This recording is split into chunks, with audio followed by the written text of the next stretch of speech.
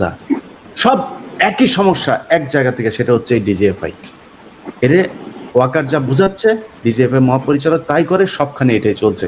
আল্লাহর কাছে বিচার দিয়ে রাখলাম, বিডিআর এর পরিবারের সাথে যদি কারোর কথা হয়, কেউ যদি নাকি তাদের সাথে সুযোগ থাকে কথা বলেন, তাদের পরিবারের কষ্ট শুনলে আপনিও ঠিক এইভাবেই কথা। বিএনপির অনেকেও হয়তো খুব খোশ মেজাজে আছেন ওয়াকারকে নিয়ে, সময় আসলে বুঝতে পারবেন ওয়াকার আসলে কাদের লোক। এবং ওয়াকার এই পর্যন্ত যে কটা কাজ করেছে, আমি 2 দিন আগে একটা বক্তব্য শুনলাম, খুব অবাক হইলাম। ফজলুর রহমান সাহেব, তিনি 32 ভাঙার কারণে তিনি খুব জ্বালাময় বক্তব্য দিচ্ছেন। ফজলুর রহমান 32 সম্মানিত লোকজন আছে, তো আমি আমার ওয়েতে বললাম না 32 কেন, শেখ হাসিনা শেখ মুজিব এই বাংলাদেশে আর কোনোদিন সেই জায়গায় আসবে না। এটার জন্য যা করা দরকার সব করা হবে। ওয়াকারের দিয়া খুব বেশি দিন এরকম চালানো যাবে না। ওয়াকার কি করবে? পিডিআর পিলখানা হত্যাকাণ্ড নিয়ে যে কমিশন গঠন হয়েছে, কমিশন বলে ফেলেছে যে এটার সাথে ভারত জড়িত। আপনি আর কি নিবেন? আর তো কিছু দরকার নাই। উনি বলে এইটুক বলেছেন যে আমরা মিডওয়েতে আছি, এখন আমাদের এটা আরো 3 মাস সময় লাগবে, কিন্তু এটার সাথে ভারত জড়িত, এটা বলে ফেলছেন। মানে বিদেশি রাষ্ট্র মানে কি আমরা বুঝি না? এটার আপনি আটকাবেন কিভাবে? এটা আটকানোর কোনো সুযোগ নাই। যেই জেনারেলরা এখন ওয়াকারের পক্ষে, তাদেরকে বাঁচানোর চেষ্টা করছেন, আপনারা বিপদে পড়বেন। এখান থেকে বের হওয়ার সুযোগ নাই। যাই হোক, ডক্টর মোহাম্মদ ইউনূস, খলিল ভাই, আপনাদের কাছে এই বিডিআর এর বিষয়টা জানিয়েছি। আপনাদের কাছে একটা সুষ্ঠু একটা পদক্ষেপ চাই।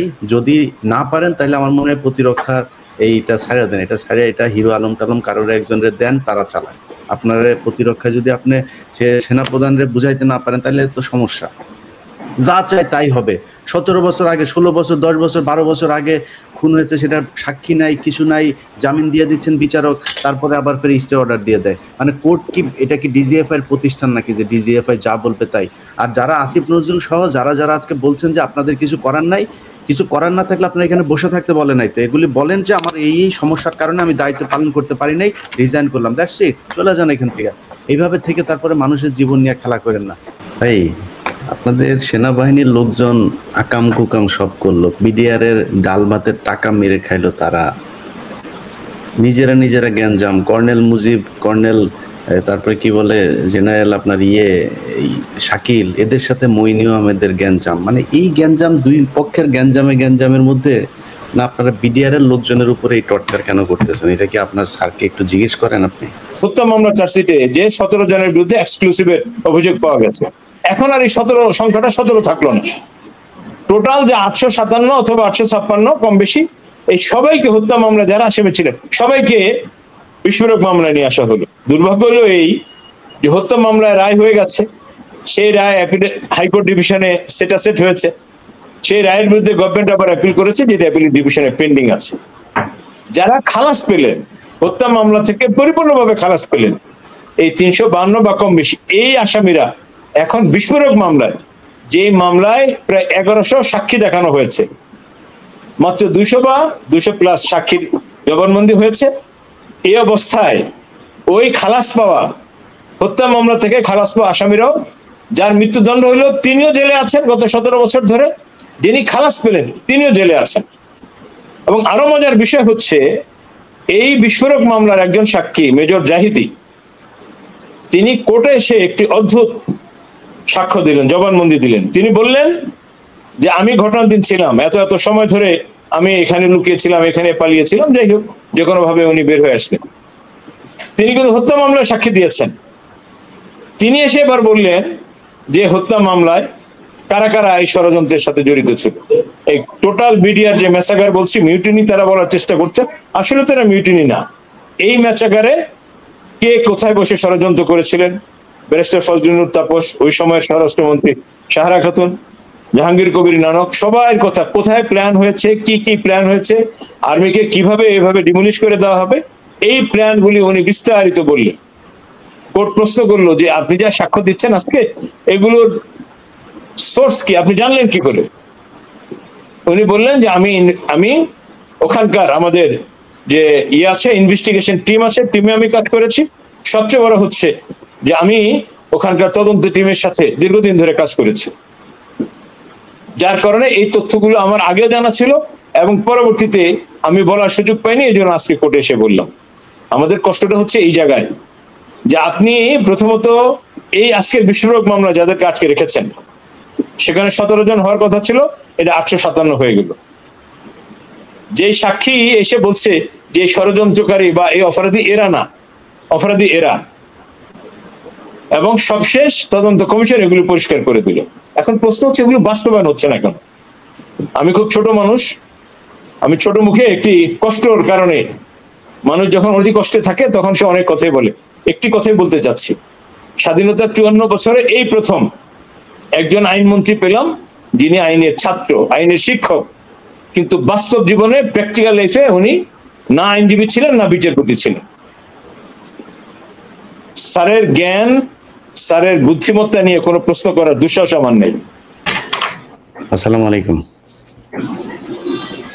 দর্শক, আপনারা আমার আজকের যে শিরোনাম সেটা দেখে বুঝতে পারছেন যে আমরা 5 তারিখের পর থেকে দেশ আমাদের যে অর্ধ স্বাধীন অবস্থায় আছে সেটার বিনাশ করার জন্য, সেটা অকৃতকার্য করার জন্য ক্যান্টনমেন্ট, বিশেষ করে ওয়াকার এবং তার অধীনস্থ কিছু গুটি কয়েক সেনা কর্মকর্তা, বিশেষ করে ডিজিএফআই প্রধান যিনি আছেন, যিনি বিশেষ অভিযান চালিয়েছিলেন 3 তারিখ 4 তারিখ ঢাকাতে, তার রক্ত যার শরীরে লেগে আছে, তাকে কুমিল্লা থেকে আপনারা জানেন যে ঘটনার পরপরই ঢাকাতে এনে ডিজিএফআইতে বসানো হয়েছে, যাতে সরকারকে নানানভাবে অস্থির করে রাখা যায় এবং ডক্টর ইউনূসকে যেন কোনোভাবেই সফল হতে দেয়া না হয় সেটা। এবং সম্প্রতি যেটা শুরু হয়েছে, তারা নির্বাচন যখন কিনা জনাব তারেক রহমান এবং জনাব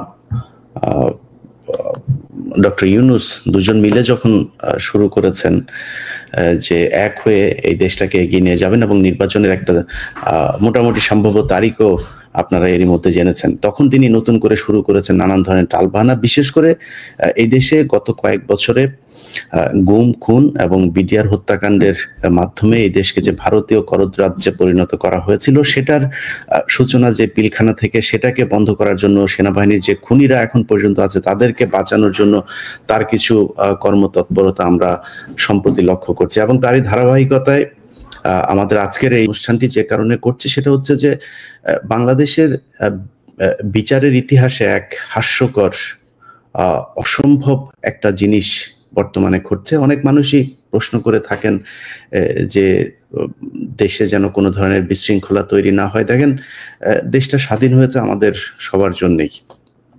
শুধু গুটি কয়েক মানুষ টাকা পয়সা কামাবে, শান্তিতে থাকবে, যা মনে চায় ক্ষমতা তাদের প্র্যাকটিস করবে, এর জন্য এই দেশ স্বাধীন হয় নাই। এই দেশে এখনো পর্যন্ত আমার সাথে আজকে বিশেষ কয়েকজন মানুষ আছেন যাদের কাছে আপনারা শুনবেন, বিশেষ করে আমাদের আইনজীবী অ্যাডভোকেট পারভেজ ভাই আছেন, যিনি অনেক আগে থেকেই বিডিআর এর পরিবারের সাথে সম্পৃক্ত, এবং জাহিদুর রহমান ভাই আছেন, যিনিও তাদের বিভিন্নভাবে সহায়তা করে থাকেন।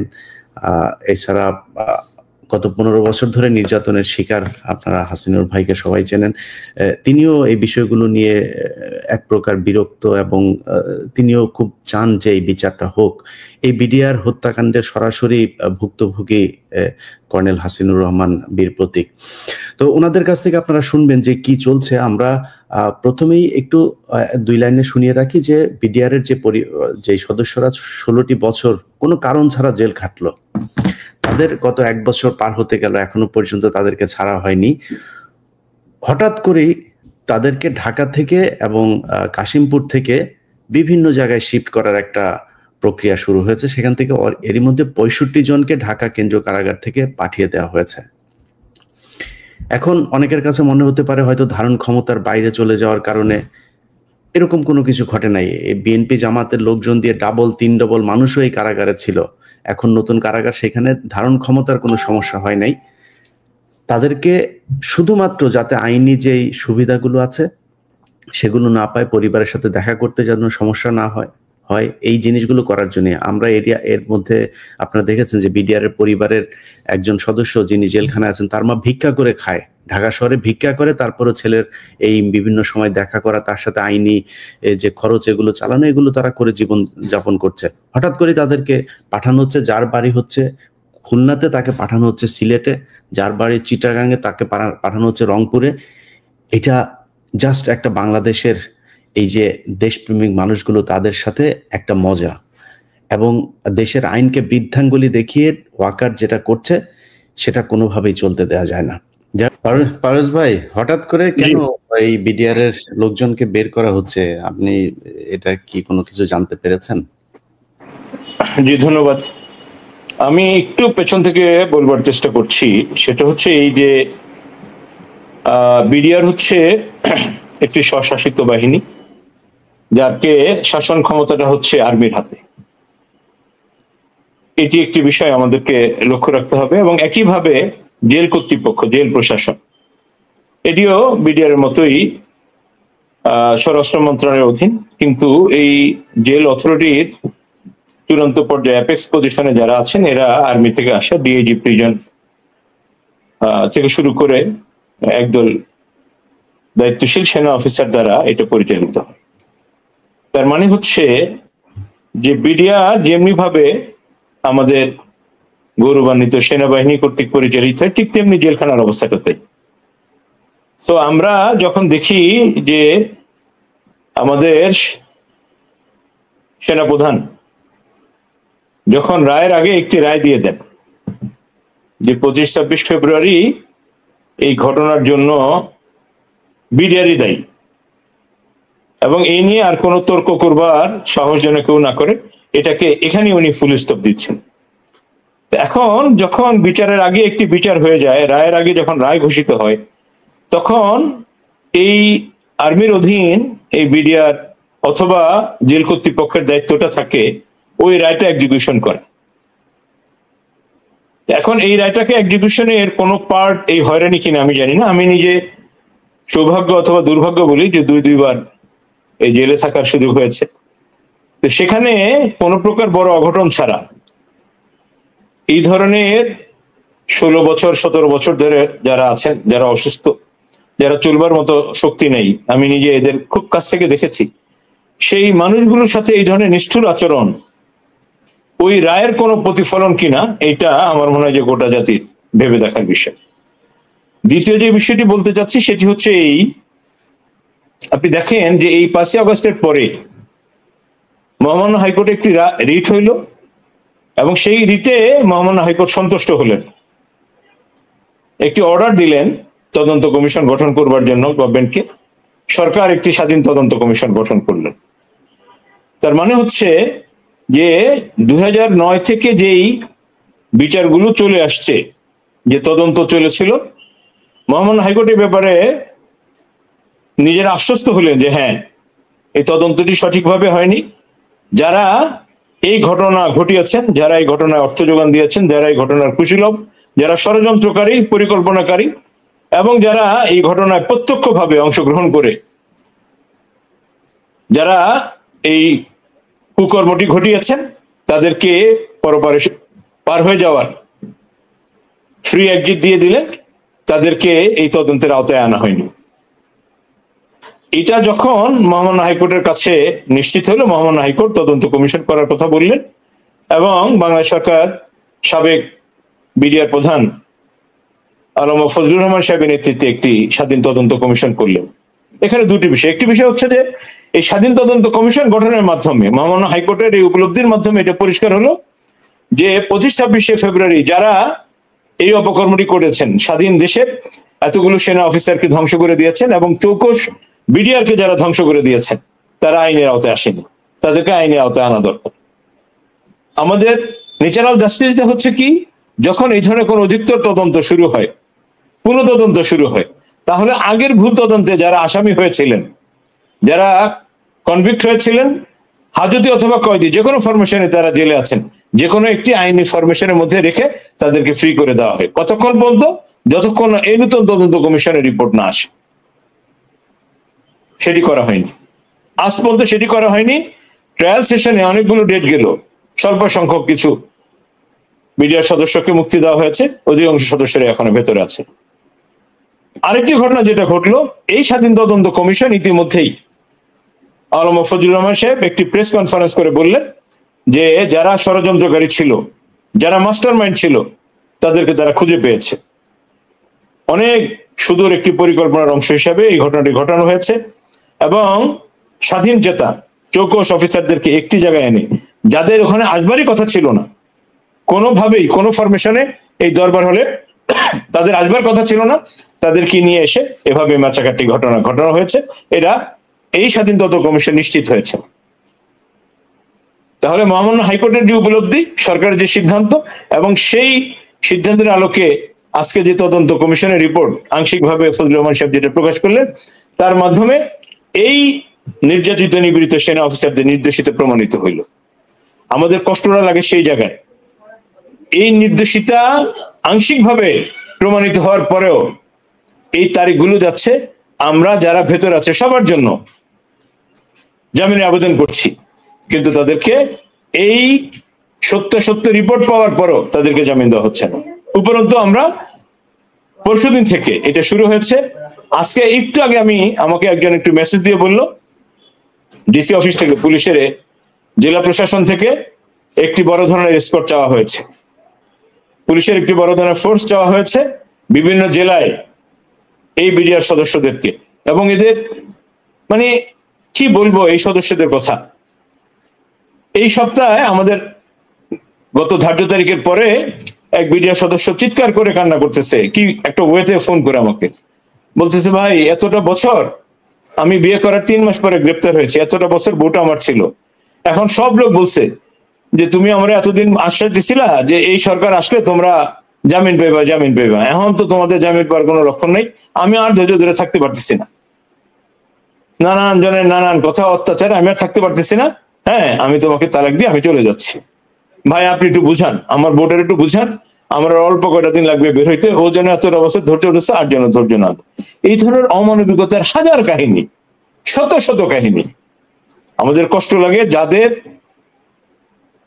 আসার পরে আমরা একটু আশা নিতে হলাম, গোটা জাতি আশা নিতে হলো, তাদের কর্ণকুহরে এগুলো পৌঁছতেছে না। এই মানুষগুলো কত যে করুণ অবস্থার মধ্যে ওখানে জীবনযাপন করে চিন্তাই করা যায় না। আর সবচেয়ে বড় কথা হচ্ছে আপনার আইনে ন্যাচারাল জাস্টিসের বিধানটা কি? আমরা এটা আব্দুল সালাম নাসিরউদ্দিন পিন্টুর সময় দেখলাম যে মহামান্য হাইকোর্টের একটি নির্দেশনা ছিল যে তিনি বারডেমে চিকিৎসা পাবেন এমন একটি কাছাকাছি জায়গায় জেলখানায় যেন তাকে রাখা হয়, তা করা হয়নি।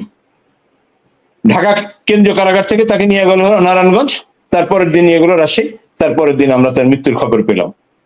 ওই সরকার, ওই আমলে একজন নাসিরউদ্দিন পিন্টু সাবেক এমপি, একজন দেশের ফার্স্ট ক্লাস সিটিজেন, তার সাথে যে ব্যবহারটা করলো, আমি আশঙ্কা করছি আজকে বিডিআর সদস্যদেরকে যারা বলছেন যে এই ম্যাচাগারের জন্য বিডিআর সদস্যরা দায়ী, তাদেরকে সেই নাসিরউদ্দিন পিন্টুর ওই উপায়ে কোন হত্যাকাণ্ডের সম্মুখীন করার জন্য এভাবে তাদেরকে বিচ্ছিন্ন করা হচ্ছে কিনা এমন একটি জায়গায় নিয়ে যাওয়া হচ্ছে। কারণ ঢাকা শহর হইলো কি কোনো কিছু হলেই সাধারণত মিডিয়ার মাধ্যমে গোটা জাতি জেনে যায়, কিন্তু একটি রিমোট কোনো জেলায় যদি যায়, সেখানে যদি এই ধরনের কোনো ম্যাচাগার ঘটে, খুব সহসা আমরা কিন্তু সংবাদ পাবো না, এই জাতি সংবাদ পাবে না।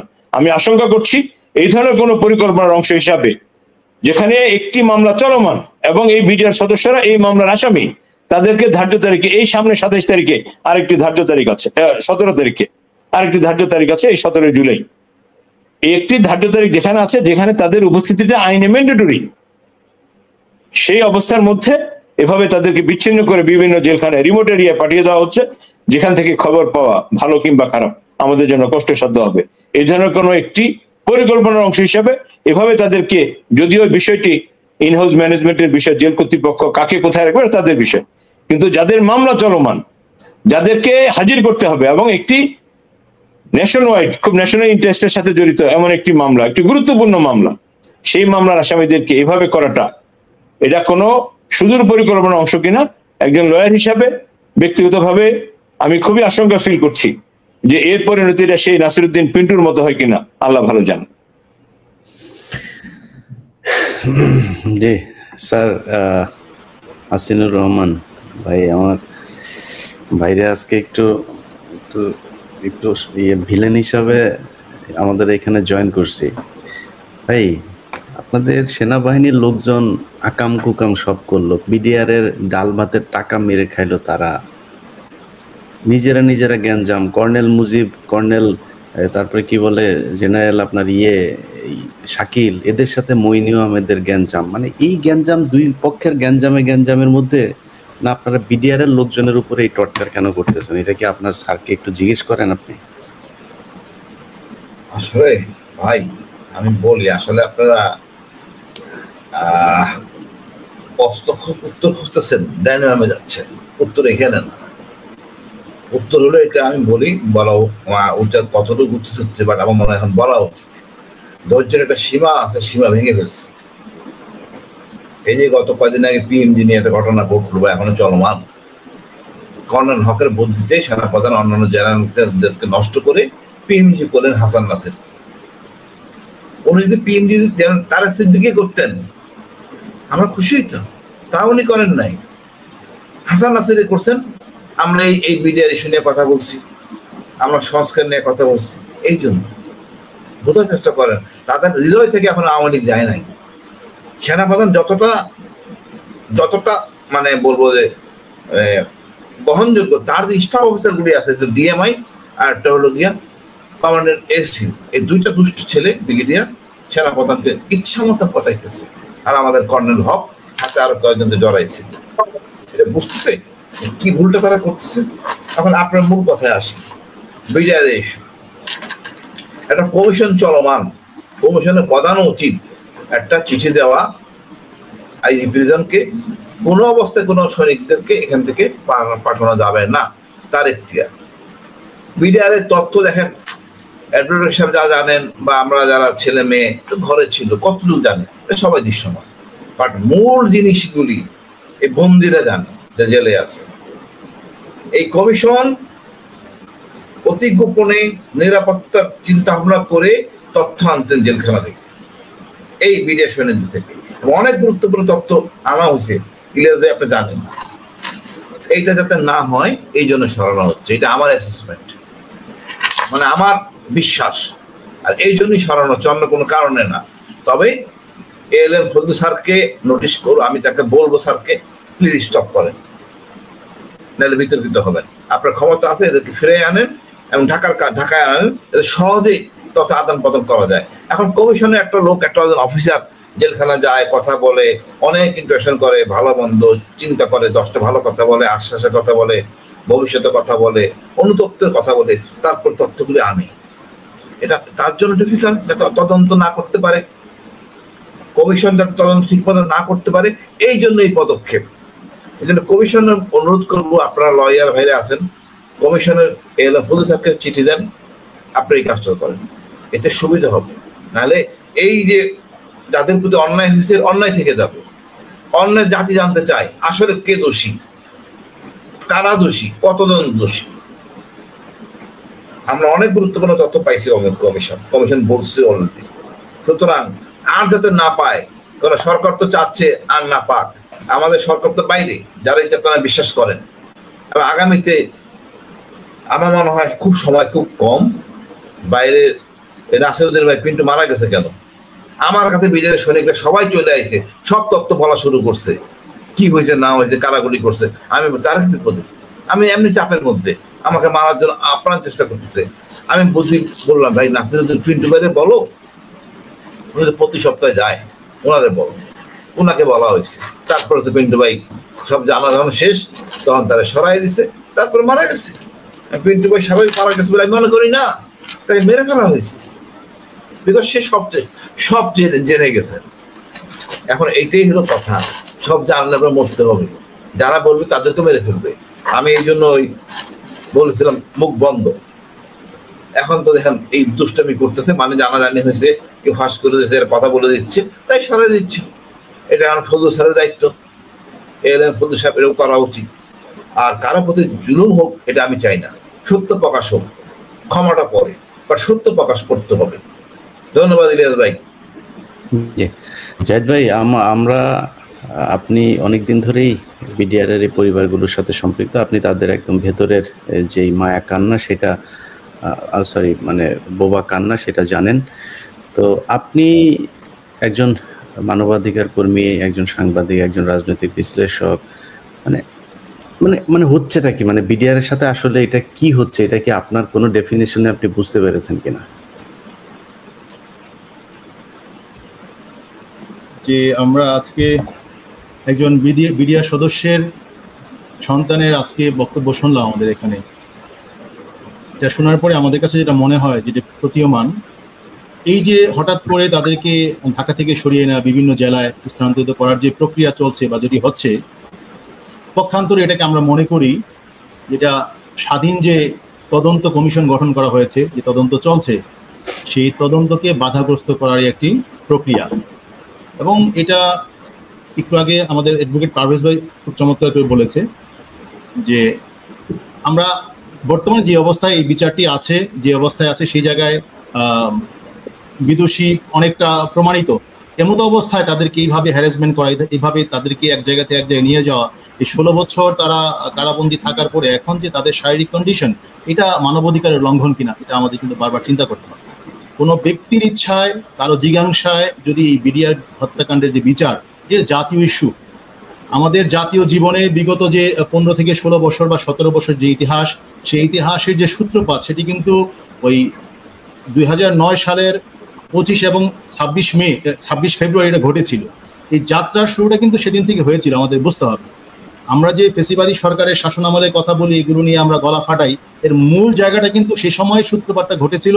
এবং আজকে যদি এই বিচার আমরা সুষ্ঠুভাবে করতে না পারি, সঠিকভাবে করতে না পারি, যদি বাধাগ্রস্ত হয়, তাহলে কিন্তু আমরা প্রকৃতার্থে যে গণতন্ত্রের প্রত্যাশা করি, যে নতুন বাংলাদেশের প্রত্যাশা আমরা করি, সেখানে আমরা ফিরে যেতে পারবো না। এটাকে আমরা আমাদের খুব ভালোভাবে স্টাডি করতে হবে, আমাদের মাথার মধ্যে রাখতে হবে। তাহলে কেন আমাদের এই কথাগুলো বলতে হচ্ছে? বিডিআর হত্যাকাণ্ড যেটা হয়েছে, 57 জন আমাদের চৌকো সেনা অফিসার হত্যা হয়েছে, 74 জন মোট ওখানে হত্যা করা হয়েছে। এই বিচারটা হোক, এটা সবার জন্যই কল্যাণ। সেই বিচার দুই পাক্ষিক না, বরং আমি বলবো একপাক্ষিক। যারা দুই পাক্ষিক বলছে তারা ভুল জায়গায় আছে। এটা বাংলাদেশের স্বার্থে প্রয়োজন, সুষ্ঠু বিচারের জন্য প্রয়োজন। আমাদের যে দুটো বাহিনী, এই বাহিনীকে একত্রে কাজ করার স্বার্থে প্রয়োজন সুষ্ঠু বিচারটা। সেই জায়গাটাকে বাধাগ্রস্ত করার জন্য যদি কেউ করে থাকে, আমরা মনে করব যে অন্য কোনো পক্ষ এটাকে বাধাগ্রস্ত করতে চাচ্ছে কিনা কারো ইন্টারেস্টে, সেটাকে ভেবে দেখতে হবে। যেমনি ভাবে আমরা 2009 সালের ঘটনাকে আমরা শুনেছি, সেখানে বাহির থেকে গাড়ি গিয়ে ঘটনা ঘটিয়েছে, আবার চলে গেছে, এই পক্ষগুলো কারা ছিল, এগুলো আজও পর্যন্ত আসে নাই। আমরা আশা করতে চাই, আমরা প্রত্যাশা রাখতে চাই, মেজর জেনারেল আলম ফজলুর রহমান সাহেব উনি দায়িত্ব নিয়েছে স্বাধীন তদন্ত কমিশনের, একটা স্বাধীন তদন্ত সেখানে হবে। এবং তারা যারা বিডিআর অফিসার, যারা এখন এই জেলবন্দি আছে, যারা এখানে অপরাধী না, তারা খালাস পাবে এবং প্রকৃত অপরাধীরা চিহ্নিত হবে। কিন্তু আপনি যদি বিচার কার্যেই বাধাগ্রস্ত করেন সেই ফেসিবাদী সরকারের আমলের মতো করে, তাহলে আমরা আশাটা করবো কোথায়? ফেসিবাদীর একমাত্র বাংলাদেশে এখন পর্যন্ত 2টা ফেসিবাদীর লোক আছে যাদের সরানো হয় না। এই একটা হচ্ছে সেনাপ্রধান, আর একটা হচ্ছে রাষ্ট্রপতি। এই জায়গাটা কমিশনের কাজ হচ্ছে, যদি তারা বাধাগ্রস্ত হয় কোনো কাজে, সেই জায়গাটা কিভাবে ওভারকাম করে জাতির প্রত্যাশা, যেটা একটা সুষ্ঠু এবং নিরপেক্ষ বিচার, এই বিচারটা যদি আমরা করতে না পারি, জাতি হিসেবে কিন্তু কখনোই আমরা কলঙ্ক মুক্ত হতে পারবো না। আমরা যে গণতান্ত্রিক ধারার মধ্যে ছিলাম, সেই জায়গায় আমরা কখনো ফিরে যেতে পারবো না। কেননা আমাদের গণতান্ত্রিক ধারা থেকে বিচ্যুতির সূত্রপাত হয়েছে 2009 সালের 25 এবং 26 ফেব্রুয়ারি, সেই পিলখানা হত্যাকাণ্ডের মধ্য দিয়ে। এবং একক ক্ষমতার যে কুক্ষিগত ক্ষমতার যে প্র্যাকটিস, সেটা সূচনাও কিন্তু সেই সময় হয়েছিল। আজকে এই জায়গাটায় যদি আমরা সবাই জোর দিয়ে স্বচ্ছ বিচারের ব্যবস্থা করতে না পারি, যদি আমরা ব্যর্থ হই, আমরা যেই তিমিরে ছিলাম সেই তিমিরে থেকে যাব, সেই অন্ধকারে আমরা থেকে যাব। সেখান থেকে বের হয়ে আসা আমাদের জন্য খুবই কষ্টদায়ক হবে, সম্ভব হবে কিনা সন্দেহ আছে। আমরা যতই নতুন বাংলাদেশ বলে আজকে চিল্লাই, যতই আমরা গলা ফাটাই, প্রকৃতার্থে আমরা সেখানে ফিরে যেতে পারবো না। সুতরাং এই বিচারটার ব্যাপারে আমি মনে করি সমগ্র জাতিকে এবং সবাইকে সচেতন হওয়া দরকার, সকলকেই কণ্ঠ উঁচু করে বলা উচিত যে এই বিচারটা স্বচ্ছ হওয়া দরকার। মানে এর সাথে সমগ্র জাতির, আমাদের ভবিষ্যৎ জড়িত, আমাদের জাতিসত্তার মানে আমাদের ভবিষ্যৎ জড়িত। সেই জায়গায় কোনো রকমের ছাড় দেওয়া কিংবা একপাক্ষিক পক্ষপাতিত্বমূলক কোনো বিচার কার্যকর হয়ে যাক, এটা আমরা কোনোভাবেই চাই না। দ্বিতীয় যে বিষয়টা, সেটা হচ্ছে মানবাধিকারের বিষয়টা অবশ্যই লক্ষ্য রাখতে হবে। আপনি বিচারাধীন আসামিকে এইভাবে, তো এই হঠাৎ করে যখন নাকি নতুন করে তদন্ত শুরু হইলো, ঠিক সেই মুহূর্তে ঢাকা থেকে বিভিন্ন জায়গায় পাঠিয়ে দেওয়া, এটা তো আমি মনে করি সুস্পষ্ট, যেটা হাসিনা বিন প্রতীক যেটি বলেছেন, যে এটা বিচার কার্যে বা তদন্ত কার্যে বাধাগ্রস্ত করার একটা প্রক্রিয়া। অন্যথায় আর কি হতে পারে? যখন তাদের কাছে আরেকটা বিষয় আমি একটু আপনাদের বলি, এটা পারভেজ ভাই খুব ভালো বলতে পারবে হয়তো, যে এটার যে গেজেট প্রকাশিত হয়েছে, সেখানে বলা হয়েছে যে যারা কনভিক্টেড তাদের সাথে কোনো রকমের যোগাযোগ বা আলোচনা করা, তাদের সাক্ষাৎকার নেওয়া যাবে না। এটাও মনে করি যে এটা স্বাধীন তদন্তের অন্তরায়, এটা কোনোভাবেই হতে পারে না। আজকে যখন নতুন আপনার তদন্ত হবে, তখন সকল পক্ষের কথা শুনতে হবে। যদি পুরনো আইনে কেউ সাজাপ্রাপ্ত হয়ে থাকে, তাহলে তো আপনি সেটাকে মেনে নিলেন। আপনি তো সেই রায়টাকে বা সেই সাজাটাকে মেনে নিচ্ছেন না, সেই তদন্তকে মেনে নিচ্ছেন না, বিদায় নতুন করে আপনি আজকে তদন্ত কমিশন গঠন করছেন। সেখানে আপনি দুটো পক্ষকে আলাদা করে কনভিক্টেড বলে তাদের থেকে কোনো বক্তব্য নেবেন না, এটাও কোনোভাবে ন্যায় বিচারের মানে দৃষ্টান্ত হতে পারে। উভয় পক্ষের কিংবা সকল পক্ষের আপনি বক্তব্য এখানে নেওয়া উচিত বলে আমি মনে করি। অন্যথায় কোনোভাবেই কিন্তু সঠিক বা স্বচ্ছ তদন্ত হচ্ছে না বা সঠিক বিচারের দিকে আমরা যেতে পারছি না। এই জায়গাগুলো আমাদের খেয়াল রাখতে হবে। এবং মানবাধিকারের প্রশ্ন আমি অবশ্যই বলবো যে একটু আগে আমাদের পিন্টু ভাই কথা বলেছেন, উনি এই ঢাকা থেকে তারপরে নারায়ণগঞ্জ, তারপরে ঢাকার বাইরে গিয়ে উনি তারপর দিন আমরা দেখলাম উনি লাশ হয়ে ফিরলো। আজকে যাদেরকে শিফট করা হচ্ছে তারা ভবিষ্যতে গিয়ে আসলে সুস্থভাবে ফিরতে পারবে কিনা, এই তদন্ত কাজ আগামীতে আরো বিস্তৃত হতে পারবে কিনা, জাতিকে সত্যিকার অর্থে জানতে পারবে কিনা এর পেছনে কারা সত্যিকার অপরাধী ছিল, সত্যকে আড়াল করার জন্যই কি তাদেরকে এখান থেকে স্থানান্তরিত করা হচ্ছে কিনা, এই প্রশ্নটা যেমন ওনারা করেছেন আমার কাছে একই প্রশ্ন। সুতরাং আমি মনে করি বিডিআর কিংবা সেনাবাহিনী সবাই, এই দুটো বাহিনী আমাদের অত্যন্ত গর্বের, আমাদের সীমানার অতন্ত্র প্রহরী, আমাদের দেশের অতন্ত্র প্রহরী। যাদের ক্ষতি হয়েছে তাদের সেই ক্ষতিপূরণ বা বিচারটা অবশ্যই হওয়া উচিত, যারা নিরপরাধ তাদেরও মুক্তি পাওয়া উচিত। অন্য কারো অপরাধে কোনো ব্যক্তি যাতে কোনোভাবেই ভিক্টিমাইজ না হয় সেদিকে আমাদের অবশ্যই খেয়াল রাখা উচিত। এবং আজকে যে পরিস্থিতি সৃষ্টি হচ্ছে আমি মনে করি এখানে সন্দেহ করার যথেষ্ট কারণ আছে যে বিচার কার্য বা স্বাধীন তদন্ত কার্য বাধাগ্রস্তেরই একটি প্রক্রিয়া হতে পারে এটি। জি ইলিয়াস ভাই। প্রিয় দর্শক, আমি মনে হয় সবচাইতে বেশি 5 তারিখের পর থেকে এখনো পর্যন্ত বিডিআর এর এই বিষয়টা নিয়ে কথা বলছে। এই দেশে অনেক দেশপ্রেমিক মানুষ আছে, সব যত ইউটিউব, ফেসবুক, তারপর সাংবাদিক যারা কিনা সোশ্যাল মিডিয়াতে আপনারা যাদেরকে খুব সুপরিচিত হিসাবে দেখেন, এরা সব একজনেরও ইউটিউব, ফেসবুক থেকে একটা টাকাও নেয় না। এরা এদের ফেসবুক, ইউটিউব মনিটাইজডও করে নাই। একমাত্র আমার ফেসবুক আর ইউটিউব থেকে আমি টাকা খাই, আর কেউ টাকা পয়সা নেয় না। সো এই টাকার জন্যই আমি খালি এগুলি করি। আর এই বিডিআর এর পরিবারের থেকে যদি সরতে পারতাম আমার মনে হয় মাথার অনেক চাপ সরে যেত। এদের পরিবারের এর এই সমস্যা, ওর ওই সমস্যা, এগুলি শুনতে শুনতে নিজেই অসুস্থ হয়ে যাচ্ছে। মানে এত অমানবিক একজন মানুষ হইতে পারে ভাই? ডিওএইচএস এর ভেতরে বসে থেকে আপনি যে সুখে আছেন তার চাইতে অনেক বেশি সুখে এই সালমান এফ রহমান ছিল, অনেক টাকা পয়সা ছিল, আজকে অনেক খারাপ অবস্থায় আছে। আল্লাহ চাইলে অনেক কিছু করতে পারে। উনি যে কথাটা বলেছেন জাহিদ ভাই, আমাদের গর্বের একটা প্রতিষ্ঠান, আপনাদেরকে আমার জন্য 1 মিনিট সময় হবে কিনা, একটা বিষয় একটু বলবার চাচ্ছি। জি জি অবশ্যই, একটা সেকেন্ড। আমি একটু পেছনের দিকের একটা ঘটনা খুব মনে পড়ে, এটা আমার মনে হয় যে আমাদের সবার জানা আছে, তারপর একটু স্মরণ করে দেওয়া।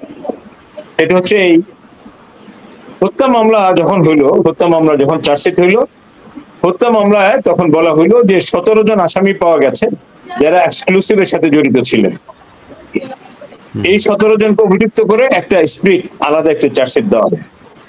কিন্তু আমরা কি দেখলাম, হত্যা মামলায় সাধারণত দুনিয়ার সব দেশে, ইভেন আমাদের দেশে 21 আগস্ট থেকে শুরু করে নারায়ণগঞ্জের 7 মার্ডার অথবা সিলেটের কিবরিয়া হত্যাকাণ্ড, সকল মামলায় যখন এই ধরনের দুটো হয়, চার্জশিট হয়, এই দুটো চার্জশিটের বিচার একই কোর্টে একই তারিখে একসাথে চলে।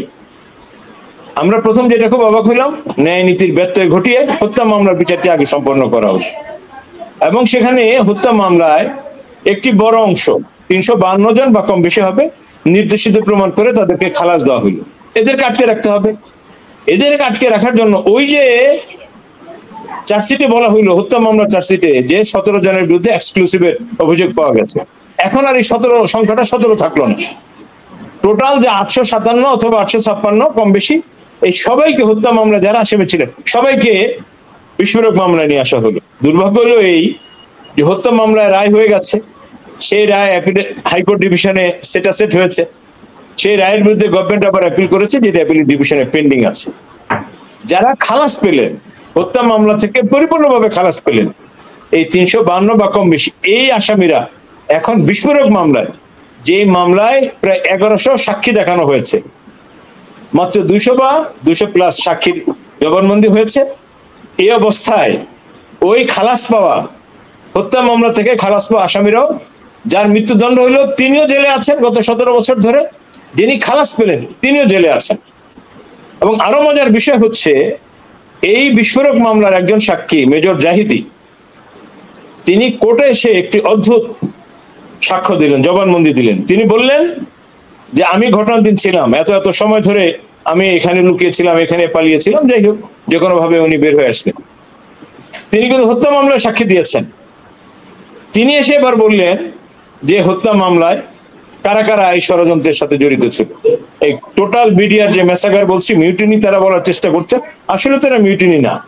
এই ম্যাসাকারে কে কোথায় বসে ষড়যন্ত্র করেছিলেন, ব্যারিস্টার ফজলুল তাপস, ওই সময়ের স্বরাষ্ট্রমন্ত্রী সাহারা খাতুন, জাহাঙ্গীর কবির নানক, সবার কথা, কোথায় প্ল্যান হয়েছে, কি কি প্ল্যান হয়েছে, আর্মিকে কিভাবে এভাবে ডিমোলিশ করে দেওয়া হবে, এই প্ল্যানগুলি উনি বিস্তারিত বললেন। কোর্ট প্রশ্ন করলো যে আপনি যা সাক্ষ্য দিচ্ছেন আজকে, এগুলোর সোর্স কি, আপনি জানলেন কি করে? উনি বললেন যে আমি ওখানকার আমাদের যে আছে ইনভেস্টিগেশন টিম আছে, টিমে আমি কাজ করেছি। সবচেয়ে বড় হচ্ছে যে আমি ওখানকার তদন্ত টিমের সাথে দীর্ঘদিন ধরে কাজ করেছি, যার কারণে এই তথ্যগুলো আমার আগে জানা ছিল এবং পরবর্তীতে আমি বলার সুযোগ পাইনি, এই জন্য আজকে কোর্টে এসে বললাম। আমাদের কষ্টটা হচ্ছে এই জায়গায় যে আপনি প্রথমত এই আজকের বিস্ফোরক মামলা যাদেরকে আটকে রেখেছেন, সেখানে 17 জন হওয়ার কথা ছিল, এটা 857 হয়ে গেল। যে সাক্ষী এসে বলছে যে ষড়যন্ত্রকারী বা এই অপরাধী এরা না, অপরাধী এরা, এবং সবশেষ তদন্ত কমিশন এগুলো পরিষ্কার করে দিল। এখন প্রশ্ন হচ্ছে এগুলো বাস্তবায়ন হচ্ছে না কেন? আমি খুব ছোট মানুষ, আমি ছোট মুখে একটি কষ্টর কারণে, মানুষ যখন অধিক কষ্টে থাকে তখন সে অনেক কথাই বলে, একটি কথাই বলতে চাচ্ছি। স্বাধীনতার 54 বছরে এই প্রথম একজন আইনমন্ত্রী পেলাম যিনি আইনের ছাত্র, আইনের শিক্ষক, কিন্তু বাস্তব জীবনে প্র্যাকটিক্যাল লাইফে উনি না আইনজীবী ছিলেন না বিচারপতি ছিলেন। স্যারের জ্ঞান, স্যারের বুদ্ধিমত্তা নিয়ে কোনো প্রশ্ন করার দুঃসাহস আমার নেই, কিন্তু প্র্যাকটিক্যাল নলেজের দিক থেকে কতটা শূন্য সেটি আরেকটি উদাহরণ দিয়ে বলি আপনাদেরকে। 10ই আগস্টে মহামান্য সুপ্রিম কোর্টে ব্যাপক বিক্ষোভ সমাবেশ, যে ফ্যাসিস্টের দোষর প্রধান বিচারপতি সহ কোনো বিচারপতি থাকতে পারবে না। সব অ্যাপিলেট ডিভিশনের সব বিচারপতি পদ থেকে বাধ্য হইলেন, একজন বিচারপতি পদে করা সত্য তাকে রেখে দিলেন। উনি সংবিধানের এই ভাষাটা জানতেনই না যে হাইকোর্ট থেকে সরাসরি প্রধান বিচারপতি নিয়োগ করা যায়, অ্যাপিলেট ডিভিশনের বিচারপতি হওয়ার যোগ্যতা দরকার নেই। শুধু তা না, আমাদের সংবিধানে আরো ফ্রি করে দিয়েছে, আপনি বাহিরের একজনকে নিয়েও প্রধান বিচারপতি করতে পারেন। হাইকোর্টের বিচারপতিকে তো করতেই পারেন, বাহিরের একজনকেও করতে পারেন। হ্যাঁ, গত 53-54 বছরে এইটার কোনো এক্সিকিউশন ছিল না। না জানার কারণে অনেক অভিযোগ আছে, এমন একজনকে উনি রেখে দিলেন। এই জন্য বললাম যে আজকে আমাদের আইনের সঠিক প্রয়োগ না হওয়ার এটি একটি অন্যতম কারণ কিনা, এটি ইলিয়াস ভাই সহ যারা আছেন তাদের ভাববার বিষয় আছে। কারণ এই আইন মন্ত্রণালয়ের যিনি মাথা, দুর্ভাগ্য তিনি আমাদের সরাসরি শিক্ষক, স্যারের প্রতি শ্রদ্ধা রেখে বলি যে আজকে তদন্ত কমিশন বলছে যে এরা এই যাদের কাছে আটকে রাখা হয়েছে এরা অপরাধী না। হত্যা মামলার তদন্ত রিপোর্টে চার্জশিটে বলেছে যে 17 জনকে পাওয়া গেছে, তাহলে 857 জন যারা আসছে এটি পরিকল্পিত ষড়যন্ত্রমূলক। এত কিছুর পরেও আজকে একটি কমিশন চলতেছে যাদের সাক্ষী দেওয়া খুব জরুরি ছিল। এই বিডিআর এর প্রত্যক্ষ আজকে যারা ভেতর আছেন তারাই তো, তারা যখন সাক্ষী দেবেন তদন্ত কমিশনের কাজকে বাধাগ্রস্ত করার জন্য কিনা, অথবা যেটা আগে বলছিলাম রিপিট হচ্ছে যে আব্দুল সালাম পিন্টুর মতো কোনো পরিণতি বরণ করার জন্য, যারা বলেছিলেন যে এই বিডিআর এর হত্যাকাণ্ডের জন্য এই বিডিআর সদস্যরাই দায়ী, তাদেরকে কিল করার জন্য অথবা অন্য কিছু করার জন্য অথবা তদন্ত কমিশনের তদন্ত বাধাগ্রস্ত করার জন্য এটা করা হচ্ছে কিনা জাতিকে সেটা ভেবে দেখতে হবে। ধন্যবাদ। জি, আমরাও সেটাই বলছিলাম যে জাহিদুর রহমান ভাই যে কথাটা বলছে ওটা দিয়ে শেষ করছিলাম যে সেনাবাহিনী আমাদের গর্বের একটা প্রতিষ্ঠান, এই প্রতিষ্ঠানকে আমরা বিতর্কের ঊর্ধ্বেই রাখতে চাই, কিন্তু যখন এই প্রতিষ্ঠানে আজিজের মতো লোক এসে সেনাপ্রধান হয়েছিল, মঈনুল আহমেদের মতো লোক হয়েছিল, তখন থেকেই কিন্তু সেনাবাহিনী কিনে নানান ধরনের সমালোচনা এবং তার ধারাবাহিকতা এখনো চলছে। আর ওয়াকার এত হলো গিয়ে এই পর্যন্ত আমরা আজিজ বলি কিংবা শফি বলি, যাই বলি, সবচাইতে বদমাইশ হচ্ছে গিয়ে এই ওয়াকার। ও কোরআন হাদিস বিক্রি করে তারপরে খায়, মানুষের সাথে যায় কথা বলে, এমন একটা ভাব ধরে সে জামাত বিএনপির লোকজনের নিয়েও ইমামতি করে তারপর নামাজ পড়ে। তুই মুসলমান কিনা আমি তো এটা সন্দেহ আছে, কারণ তোরা যে শেখ হাসিনা যারা সেনাপ্রধান যে বানায় মুসলমান হইতে পারে না। তোরা আগে তওবা করা লাগবে, তারপরে মানুষের কাছে কথাগুলো কেন বলছিলেন। আমার এখানেও সে পাঠাইছিল, এখানে এই ভাই হাসিনুর ভাই বলেছেন দুজনের কথা ওই দুইজনের মধ্যে একজন কিন্তু এখানে আসছিল আমার সাথে কথা বলতে। সে এসেও মানে প্রথম ও কোথায় কোন মেডিসিন দিতে হবে খুব ভালো করে জানে। হাসিন ভাই যেটা বললেন যে এই দুজন নষ্ট করছে, এটা কিন্তু বিশাল ব্রিলিয়ান্ট। আমার সাথে এসে প্রথমে 1 ঘন্টার আলাপ, এই আলাপের মধ্যে 1 ঘন্টার মধ্যে সে পুরো হচ্ছে কর্নেল হাসিনুর রহমান, সরি এই ওয়াকার হচ্ছে গিয়ে এই মাগরিব থেকে এসা পর্যন্ত ওর সামনে অনেকগুলো বই থাকে, কোরআন হাদিস বিভিন্ন অনুবাদের কোরআনগুলো থাকে, ও সেগুলো নিয়ে বিশ্লেষণ করে। মাগরিব থেকে এসা পর্যন্ত ওনার সাথে কেউ দেখা করতে পারে না। আসলে যদি এটা করে তাহলে ও কুফরি করে, ও ভালো কাজের জন্য এটা করে না। ও যে ভালো মানুষের পয়দা হইতো, কোনো মানুষের মানে ইতে যদি নাকি কোনো মানুষের পয়দা হয়, সেই মানুষ এই ধরনের অমানুষ হতে পারে না। এক একটা পরিবারের এই যে কথাটা বললেন আমাদের পারভেজ ভাই, এর চাইতে ভয়ঙ্কর তথ্য এই মিডিয়ার পরিবারে আছে। ছোট বাচ্চা রেখে এসছে, স্ত্রী রেখে আসছে 6 দিন আগে, মা বাবা আর কেউ নাই, একমাত্র সন্তান, বাবা মা মারা গিয়েছেন, বাবা স্ট্রোক করেছেন, প্যারালাইজড হয়ে পড়ে আছেন, টাকা পয়সা কিচ্ছু নাই, এভাবে চলছে। এত সোজা না। আমি ইলিয়াস হুসাইন আজকে আপনার সাথে যে কথাগুলো বলছি, এটাতে আপনার কষ্ট হতে পারে, আমি জানি আপনি বিশাল ক্ষমতাশালী, আপনি আমার অনেক ক্ষতি করতে পারেন, করেন। একজন বিচারক আছেন, তার কাছে জবাব দেন। আপনি যা করলেন এই গত 1 বছরে, এই 1 বছরের মধ্যে আজ পর্যন্ত আলেমদের যেখানেই যায়, আলেমদের বিচারের ইদানিং একটা নাটক শুরু হয়েছে, তাদের জামিন হচ্ছে, স্টে অর্ডার দিয়ে দিচ্ছে। পারভেজ ভাই নিশ্চয়ই জানেন, আপনিও এরকম কি একটা মামলা আপনার হাতে আছে, জামিন হচ্ছে, স্টে অর্ডার। আরে ভাই, সেই হুমায়ুন আজাদ হত্যার মামলা, কোনো সাক্ষী নেই, প্রমাণ নাই, গল্প বানানো, জামিন, স্টে অর্ডার। বিচারকের সাথে কথা বললাম, ভাই বুঝে নিত, ভাই আমাদের হাত পা বাঁধা, সব একই সমস্যা এক জায়গা থেকে, সেটা হচ্ছে এই ডিজিএফআই। এরে ওয়াকার যা বুঝাচ্ছে, ডিজিএফআই মহাপরিচালক তাই করে, সবখানে এটাই চলছে। চালাইতে থাকেন। আল্লাহ শেখ হাসিনাকে যেভাবে ধ্বংস করেছে, ওইভাবে ধ্বংসের জন্য আপনাদের ঘরে কিন্তু আগে আমরা পুলিশে করতাম, পুলিশের ওই যে ঐশী তার বাবা মাকে খুন করেছিল, বলতাম পুলিশের ঘরে খারাপ সন্তান পয়দা হয়, এগুলি বলতাম না। তোদের ঘরে এই ধরনের সন্তান পয়দা হওয়া শুরু হয়েছে।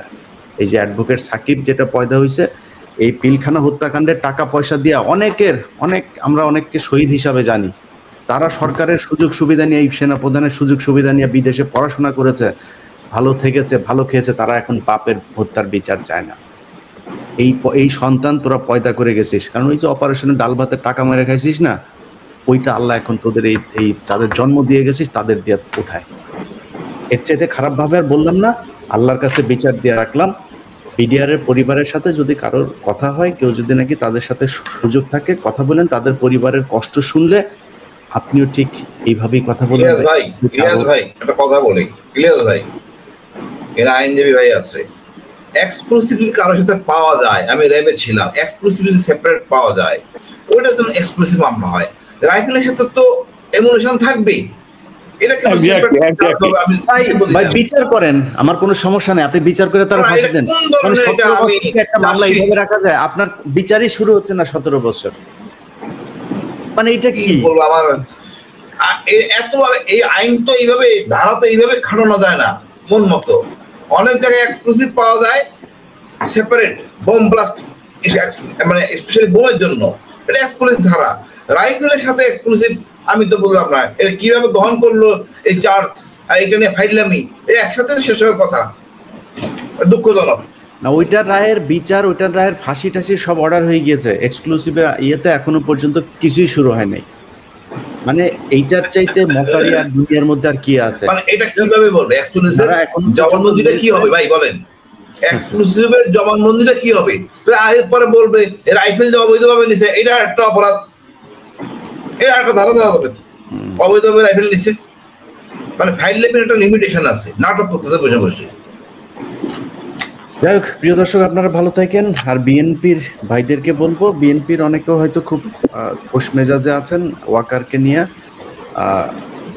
সময় আসলে বুঝতে পারবেন ওয়াকার আসলে কাদের লোক। এবং ওয়াকার এই পর্যন্ত যে কটা কাজ করেছে, আমি 2 দিন আগে একটা বক্তব্য শুনলাম, খুব অবাক হইলাম। ফজলুর রহমান সাহেব, তিনি 32 ভাঙার কারণে তিনি খুব জ্বালাময় বক্তব্য দিচ্ছেন। ফজলুর রহমান 32 সম্মানিত লোকজন আছে, তো আমি আমার ওয়েতে বললাম না, তোরে জায়গা মতো দিয়ে দেওয়া হবে। এই ধরনের বক্তব্য দিবি, রাস্তাঘাটে কিন্তু পোলাপাইন দিয়া কিন্তু থাপড়াবো কিন্তু। খুব সাবধানে কথাবার্তা বলতে। 32 কেন, শেখ হাসিনা শেখ মুজিব এই বাংলাদেশে আর কোনোদিন সেই জায়গায় আসবে না। এটার জন্য যা করা দরকার সব করা হবে। ওয়াকারে দিয়া খুব বেশি দিন এরকম চালানো যাবে না। ওয়াকার কি করবে? পিডিআর পিলখানা হত্যাকাণ্ড নিয়ে যে কমিশন গঠন হয়েছে, কমিশন বলে ফেলেছে যে এটার সাথে ভারত জড়িত। আপনি আর কি নিবেন? আর তো কিছু দরকার নাই। উনি বলে এইটুক বলেছেন যে আমরা মিডওয়েতে আছি, এখন আমাদের এটা আরো 3 মাস সময় লাগবে, কিন্তু এটার সাথে ভারত জড়িত। এটা বলে ফেলছেন। মানে বিদেশি রাষ্ট্র মানে কি আমরা বুঝি না? এটার আপনি আটকাবেন কিভাবে? এটা আটকানোর কোনো সুযোগ নাই। যেই জেনারেলরা এখন ওয়াকারের পক্ষে তাদেরকে বাঁচানোর চেষ্টা করছেন, আপনারা বিপদে পড়বেন। এখান থেকে বের হওয়ার সুযোগ নাই। যাই হোক, ডক্টর মোহাম্মদ ইউনূস, খলিল ভাই, আপনাদের কাছে এই বিডিআরের বিষয়টা জানিয়েছি। আপনাদের কাছে একটা সুষ্ঠু একটা পদক্ষেপ চাই। যদি না পারেন তাহলে আমার মনে হয় প্রতিরক্ষার এইটা ছাড়া দেন, এটা ছাড়া এটা হিরো আলম টালম কারোর একজনের দেন, তারা চালায়। আপনার প্রতিরক্ষা যদি আপনি সেনাপ্রধানরে বুঝাইতে না পারেন তাহলে তো সমস্যা। যা চাই তাই হবে। 17 বছর আগে, 16 বছর, 10 বছর, 12 বছর আগে খুন হয়েছে, সেটার সাক্ষী নাই, কিছু নাই, জামিন দিয়ে দিচ্ছেন বিচারক, তারপরে আবার ফের স্টে অর্ডার দিয়ে দেয়। মানে কোর্ট কি, এটা কি ডিজিএফআই এর প্রতিষ্ঠান নাকি যে ডিজিএফআই যা বলবে তাই? আর যারা আসিফ নজরুল সহ যারা আজকে বলছেন যে আপনাদের কিছু করার নাই, কিছু করার না থাকলে আপনারা এখানে বসে থাকতে বলে নাই তো, এগুলি বলেন যে আমার এই সমস্যার কারণে আমি দায়িত্ব পালন করতে পারি নাই, রিজাইন করলাম, দ্যাটস ইট, চলে যান এখান থেকে। এইভাবে থেকে তারপরে মানুষের জীবন নিয়ে খেলা করেন না। এটার শেখ হাসিনার দেখা এই ইয়ের করেন যে আল্লাহ যে একজন আছেন, এটার অপেক্ষায় থাকেন। যাই হোক, আমি প্ল্যান করেছিলাম 45 মিনিটের মধ্যে লাইভটা শেষ করলাম। সবাই ভালো থাকেন। জাহিদুর ভাই, আপনি যদি কিছু বলতে চান, দুইজন বলেছেন, যদি আমার বলার শেষ কথা এটাই, এই একটা কথাই, সেটা হচ্ছে যাতে বিচারটা সুষ্ঠু হয়, সেজন্যই আমাদের এই স্বাধীন কমিশন গঠন করা। এবং সেই জায়গায় যদি নতুন করে বাধার সৃষ্টি হয়, সেটাকে কিভাবে মানে নিষ্পত্তি করা যায়, বাধাটাকে কিভাবে উপেক্ষা করে আমরা সকলে, জাতির কিন্তু একটা অনেক বড় প্রত্যাশা এই জায়গাটা আমাদের বুঝতে হবে। বিডিআর হত্যাকাণ্ডের বিচারটা নিরপেক্ষ এবং সুষ্ঠু তদন্ত, এই দাবিটা সেনা অফিসারদের পরিবারের পক্ষ থেকে দীর্ঘদিন চেয়েছে। বিডিআর পরিবার যারা ক্ষতিগ্রস্ত তাদের পক্ষ থেকে দীর্ঘদিন চাওয়া হয়েছে। 17 বছর পা দিয়েছে এই বিচারের কার্যক্রম, এখনো পর্যন্ত সুষ্ঠু তদন্ত আমরা নিষ্পন্ন করতে পারি নাই। সেই সময় আজকে এই যে স্থানান্তরিত করার যে পরিকল্পনা বা যে কাজ, এটাকে আমরা কোনোভাবেই মানবাধিকারের পক্ষে দেখছি না, বরং মানবাধিকার লঙ্ঘন হচ্ছে চরমভাবে। এটা যেন আর না ঘটে, এটাই হচ্ছে দাবি। আমরা প্রথমেই ভুক্তভোগী যে পরিবার, জনাব সুবেদার একরামুল হক, তার মেয়ে আছে আমাদের সাথে, আমরা তার কাছ থেকে শুনে তারপরে আমাদের বিশ্লেষক যারা আছেন তাদের কাছে যাব। জনাব সুমাইয়া, আপনার কি অবস্থা? আপনার বাবা একজন ফাঁসির আসামি। এখন এই মুহূর্তে যে স্বৈরাচার সরকার চলে যাওয়ার পরে নতুন কোনো সুযোগ সুবিধা আপনারা পাচ্ছেন কিনা, আসার কোনো আলো দেখতে পাচ্ছেন কিনা? ভাইয়া, যেটা বলবো সেটা হচ্ছে যে 16 বছর ধরে যে আমরা কি পরিমাণ নির্যাতনের শিকার হয়েছি সেটা তো বলাই বাহুল্য। কিন্তু 5 আগস্ট আসার পরে আমরা আশা করছিলাম যে আমরা এবার হয়তো ন্যায় বিচার পাবো, কিন্তু 5 আগস্টের পর থেকেও কোনো ধরনের অন্যান্য সব রকম মামলাতেই অনেক অগ্রগতি দেখা যাচ্ছে, কিন্তু এই শুধুমাত্র আমাদের এই মামলাতেই কোনো ধরনের কোনো অগ্রগতি দেখা যাচ্ছে না। যে কোনো বিডিআর এর ইস্যুটা আসলেই কেন যেন সবাই অনেক চুপ হয়ে যায়। আমরা এখনো পর্যন্ত গত 16 বছর 2009 সাল থেকে এই পর্যন্ত আমরা চেষ্টা করতেছি যে ন্যায় বিচারের আশায় আমরা দাঁড়ে দাঁড়ে ঘুরতেছি। আগে তো কথাও বলতে পারতাম না, কিন্তু যখন স্বাধীন বাংলাদেশ হলো তখন আমরা চাইছি যে যেন, মনে করছি যে এখন যেন আমরা কথা বলতে পারি, কিন্তু সেইটারও কোনো অগ্রগতি হচ্ছে না। এখন তো আবার এই যে নতুন শুরু হয়েছে, বাবার সাথে যখন আমার লাস্ট কথা হলো, বাবা বললেন যে এখান থেকে সবাইকে ট্রান্সফার করে দিচ্ছে, যে সপ্তাহে যে একদিন কথা হয়, মাসে একবার দেখা হয়। তো এইখানে আমাদেরকে আব্বু বললেন যে কখন কোথায় পাঠাই দিবে আমরা জানি না। এখন আমরা আসলেই অনিশ্চিত যে এখন সে কোথায় আছে না আছে। আর এই যে যদি এরকম করা হয় যে যার বাড়ি রাজশাহীতে তাকে যদি এই যে পাঠায় দেওয়া হয় কুমিল্লাতে, যার বাড়ি শরীয়তপুর তাকে যদি পাঠায় দেওয়া হয় যশোরে, তাহলে পরে ঢাকাতে মামলা চলমান। এই মানুষগুলাকে তো এতেই তো অসুস্থ, যখন ওই জিজ্ঞাসাবাদের নামে যে পরিমাণ অমানবিক টর্চার করা হয়েছে, সেইখানে সেই সময় তো তারা অর্ধেক মরে গেছে। এখন সবার বয়স 70 বছরের উপরে, বেশিরভাগ মানুষ, কেউ প্যারালাইজ, কেউ আমি দেখছি যে বাবার সাথে দেখা করতে গেছি, সে আর একটা আঙ্কেল পাশে দেখা করতে আসছে, সে তার পরিবারের মানুষকে চিনতে পারতেছে না, কেউ হুইল চেয়ারে আসতেছে। এগুলো আসলে দেখে সহ্য করার মতো না। তো এই মানুষগুলোকে তো যখন নিয়ে আসবে ঢাকাতে, যে মামলা যে চলমান এখানে নিয়ে আসবে, তাদেরকে ডান্ডাবেড়ি পরায় নিয়ে আসবে। এটাই তো মনে হতো যে 17 বছরে যে আমরা একটু দেখা করতে পারছি বছরে একবার বা 6 মাসে একবার, অনেক কষ্ট করে, অনেক করে, আর্থিক অভাব, অনেক রকম সমস্যা, অনেক প্রতিকূলতা মধ্যে দিয়ে আমরা দেখা করতে পারছি, কিন্তু এখন তো মনে হচ্ছে সেটাও আমাদের হচ্ছে না, সেটাও আমাদের কাছ থেকে কেড়ে নেওয়া হচ্ছে। আপনি যদি মানতাম যে এটা কেন করা হলো হঠাৎ করে, এটা কোনো কিছু জানতে পেরেছেন? আমি শুনেছি যে সেনাপ্রধানের একটা আছে, যেটা ওনার একটা প্রভাব আছে, যে কারণে হচ্ছে যে এনাদেরকে সরাই দেওয়া হচ্ছে। কিন্তু হঠাৎ করে নতুন করে কেন এরকম আমাদের উপরে অত্যাচার? আমরা তো এমনিতেই আমাদের উপরে যা অত্যাচার হয়েছে সেটা তো সীমার উপরেও সীমা পার হয়ে গেছে ভাই। কারণ এই 16 বছর ধরে এখন তো দিনের আলোর মতো পরিষ্কার যে কারা ঘটনা ঘটাইছে, কারা কি করছে। যারা ঘটনা ঘটাইছে, পরিকল্পনা করছে, তারাই তদন্ত করলো, মিথ্যা রায় দিল। তো তাহলে এই স্বাধীন বাংলাদেশে আমরা কি একটু আশা করতে পারি না যে আমরাও সঠিক বিচার পাবো, যেরকম অন্যান্য মানুষ সবাই পাচ্ছে? জি, সবাই ভালো থাকবেন। আল্লাহ হাফেজ।